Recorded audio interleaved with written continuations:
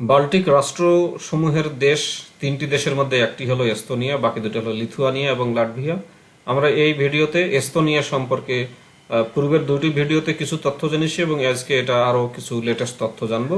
তবে জানার আগে বাংলায় আমরা পড়ে কিছু তথ্য জানি। এই তথ্যগুলো আমরা পড়ছি উইকিপিডিয়া থেকে। এস্তোনিয়া 1991 সালের 20 আগস্ট পুনরায় স্বাধীনতা অর্জন করে। শীঘ্রই সোভিয়েত আমলের সাম্যবাদী প্রতিষ্ঠানগুলো বিলুপ্ত করা হয় এবং বুর্জোয়া গণতান্ত্রিক সরকার ব্যবস্থা ও পুঁজিবাদী মুক্ত বাজার অর্থনীতি গ্রহণ করা হয়। এই সংস্কারগুলি বাস্তবায়নের সূত্র ধরে 2004 সালের 1 মে এস্তোনিয়া ইউরোপীয় ইউনিয়নের পূর্ণ সদস্যপদ লাভ করে এবং একই বছরের 29 মার্চ থেকে দেশটি ন্যাটো জোটভুক্ত হয়। এস্তোনিয়ার সংখ্যাগরিষ্ঠ জনগণ জাতিগতভাবে এস্তোনীয়।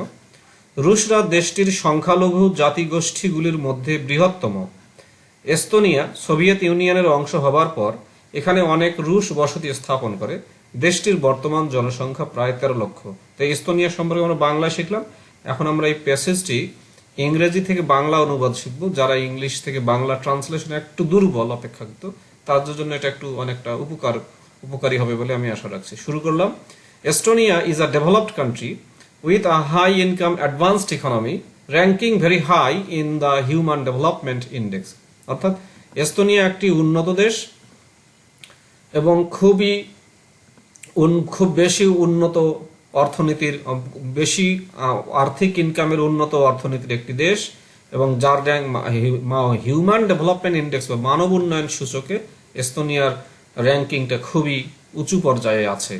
The sovereign state of Estonia is a democratic, unitary, parliamentary republic. It is administratively subdivided into 15 maakond or counties. অর্থাৎ সার্বভৌম এস্তোনিয়া দেশটি একটি গণতান্ত্রিক সংসদীয় এককক্ষ বিশিষ্ট সংসদীয় প্রজাতন্ত্র।